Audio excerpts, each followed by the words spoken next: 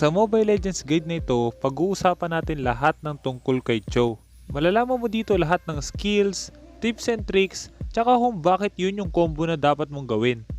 Bago tayo magsimula, kung gusto mo sumali sa weekly giveaway, hit mo yung like, share, tapos comment mo yung ID number mo tsaka in-game name, pati na rin kung saan mo na-share yung video, tapos hit mo yung subscribe pati yung notification bell. Pero ang pinaka-importante, dapat matapos mo ang bawat video.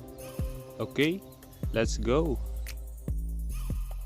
Simulan muna natin sa skills. Ang passive niya, ito yung tinatawag na Only Fast. Ito rin yung makikita mong umiilaw sa kamay niya.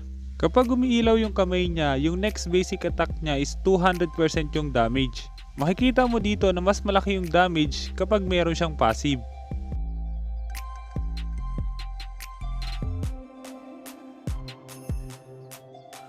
Ngayon, paano ba siya nagkaka-passive?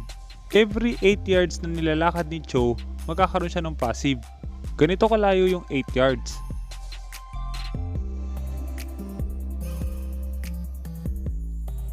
Mula sa unang bot hanggang sa pangalawang bot, yun yung 8 yards. Hindi importante kung paano ka nakapunta sa location na yon.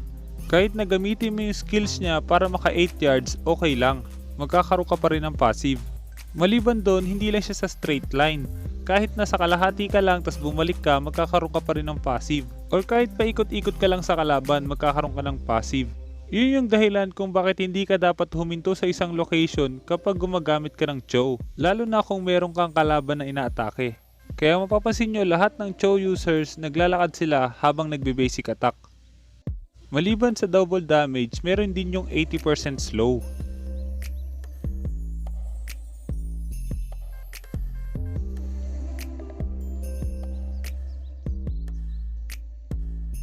Ngayon, punta naman tayo sa first skill niya. Ito yung tinatawag na Jeet Kune Do. 3 beses mo pwedeng i-click yung first skill niya. Kada click mo, makakapag-dash ka. Maliban sa dash, may kasama ring damage yon. At yung huling first skill mo, may kasamang knock-up. Maliban sa knock-up, magko-cooldown din yung second skill mo kapag ginamit mo yung pangatlong first skill. Kaya ibig sabihin, bago magamitin yung huling first skill, dapat gamitin mo muna yung second skill. Maliban doon, hindi lang yung mga kalaban na nasa harap mo yung tatamaan ng first skill. Kahit nasa bandang likod sila, pwede mo silang tamaan. Pero kailangan mo tandaan, hindi tatama sa kanila yung pangatlong first skill. Kaya importante na itutok talaga sa target yung huling first skill.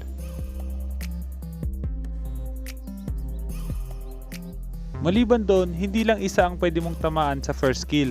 Kahit na maraming kalaban, basta medyo nakagitna ka, tatamaan mo pa rin lahat yon. Maliban doon, para naman mas mapalaki mo yung damage mo, pwede ka mag-basic attack first skill lang sunod-sunod. Para naman mas mapabilis mo yung combo na yon, bago pa tumama yung basic attack mo, pindutin mo na agad yung first skill.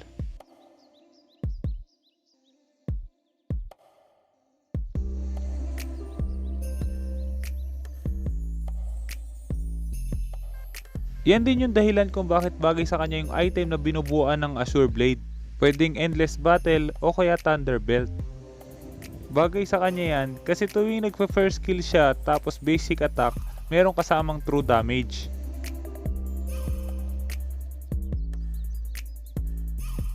Ngayon, punta naman tayo sa second skill. Ito naman yung tinatawag na Shunpo. Magagamit mo yung skill na to para makapag-dash. Pwede mo magamit yung dash na yun sa mga maliliit na walls. Kailangan mo lang mag-ingat kasi kung medyo malaki yung wall, hindi ka makakapag-dash. Maliban sa dash, mabibigyan ka rin ng additional magic penetration. Makikita nyo dito, mas lumalaki yung damage kapag merong dash.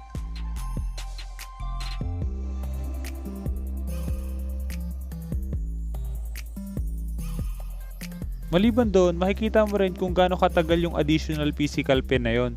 At kaya yun may duration dahil hindi lang yun sa next basic attack niya. Pati sa mga skills niya gumagana yun.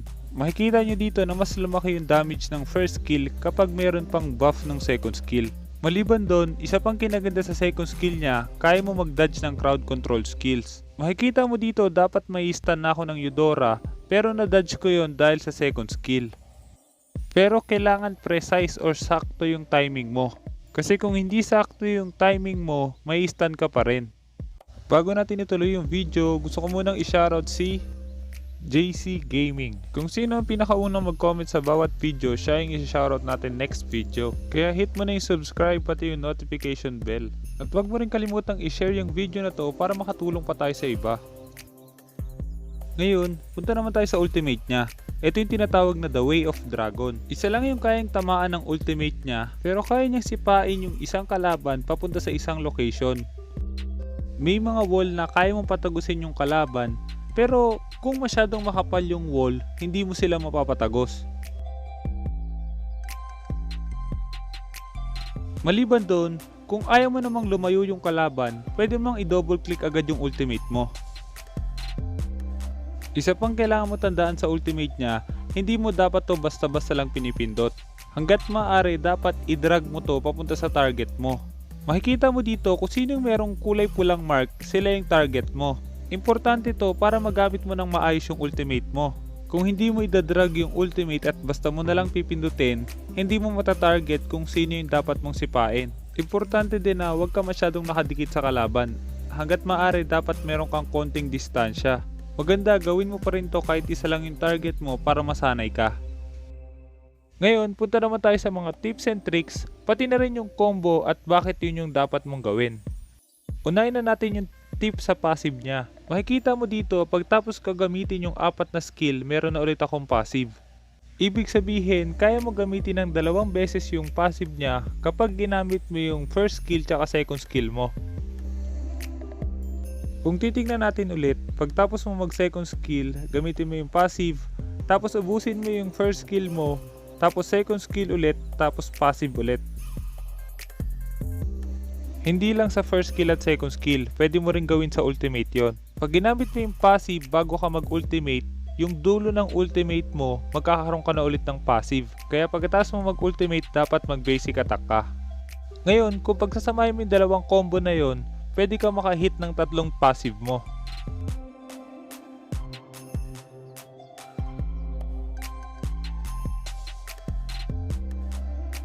Kung titignan natin ulit,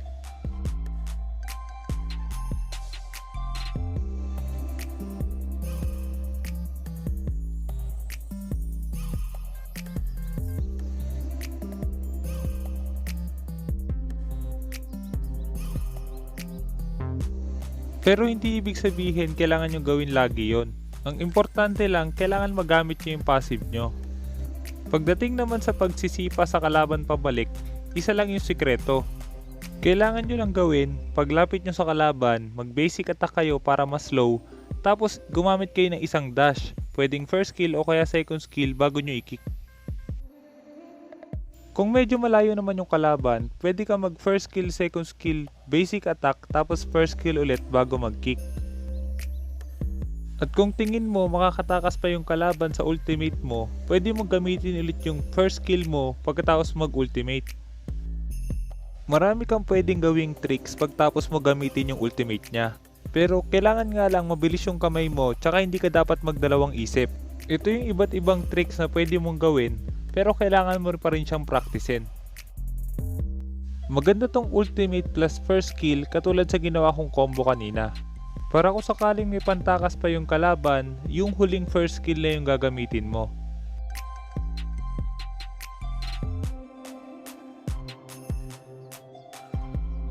Maganda naman tong ultimate plus first skill plus second skill para mas lumaki yung damage ng ultimate mo.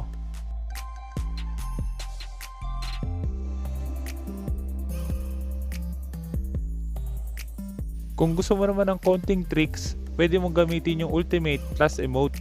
Pwede mong i-drag yung emote pagtapos mo mag-ultimate.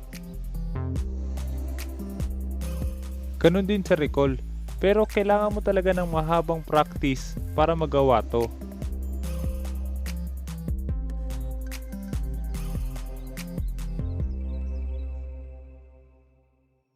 Maliban sa mga combo na to, pwede mo rin siyang samahan ng flicker. Pwede yung flicker plus ultimate, o kaya naman flicker plus yung huling first skill bago mag-ultimate. Hindi lang ito yung mga combo na pwede mong gawin sa kanya. Marami ka pang pwedeng gawing combo pero lahat yon nakadepende sa sitwasyon. Importante sa paggamit kay Cho yung tamang pagpili ng skill at lalo na ang mahabang practice. Pagdating naman sa item build, emblem, pati na rin sa playstyle, pwede nyo panoorin yung Cho Guide Part 1 at abangan nyo rin yung mga susunod pa nating mga Cho Guide. At sana marami ka natutunan sa guide na to. At kung meron kang guide na gusto mo ipagawa, i-comment mo lang sa baba at susubukan kong gumawa ng guide tungkol doon. At dahil tinapos mo ang video, gusto ko yung mananalo sa ating weekly giveaway, sila yung nanonood hanggang dulo. Para malaman ko kung pinanood mo talaga, kailangan mo hanapin yung keyword sa loob ng video na to.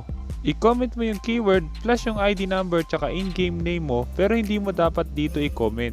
I-comment mo siya sa pinaka-latest na weekly highlights natin. Isa sa may mga keyword ang mananalo ng ating weekly giveaway. Kaya kung hindi ka pa nakasubscribe, hit mo na yung subscribe pati yung notification bell. Basta lagi mo lang tatandaan, kung gusto mo mag-improve, just master the basics. I'm out.